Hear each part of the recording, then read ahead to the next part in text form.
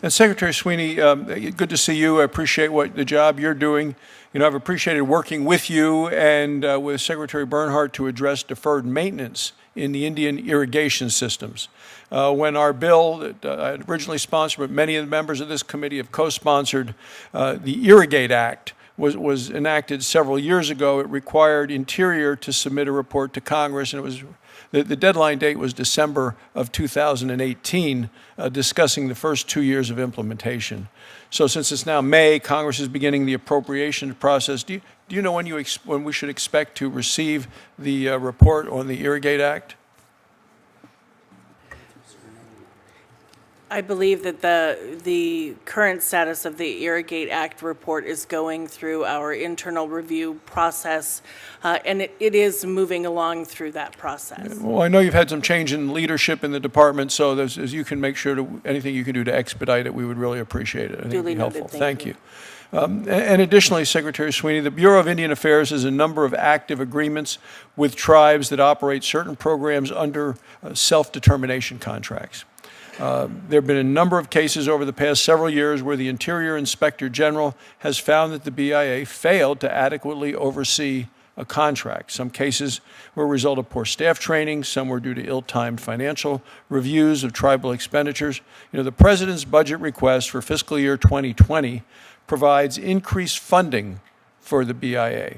What steps are you taking to improve staff training and oversight to ensure the agency and tribes are complying with federal law? Thank you for your question.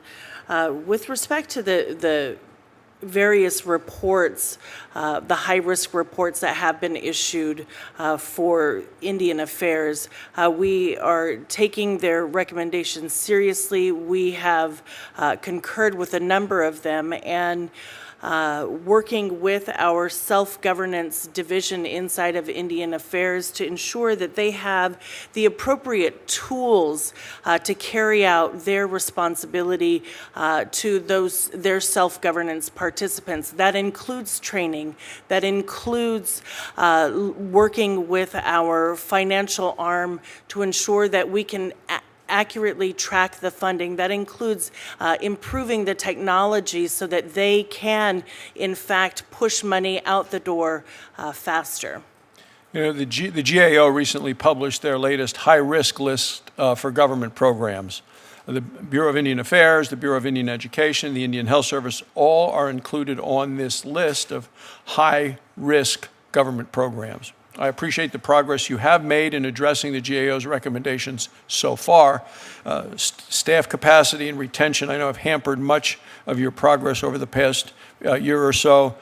Do you believe the creation of the new Operation of Indian Education Programs account will help to address staff stability and recruitment issues? I believe that the separation of the BIA and the BIE budgets is a great first step in the right direction. With respect to the GAO high-risk reports that you're referencing, BIA is collaborating with our partners to address the remaining GAO recommendations. Thank you. And President Kiel, if I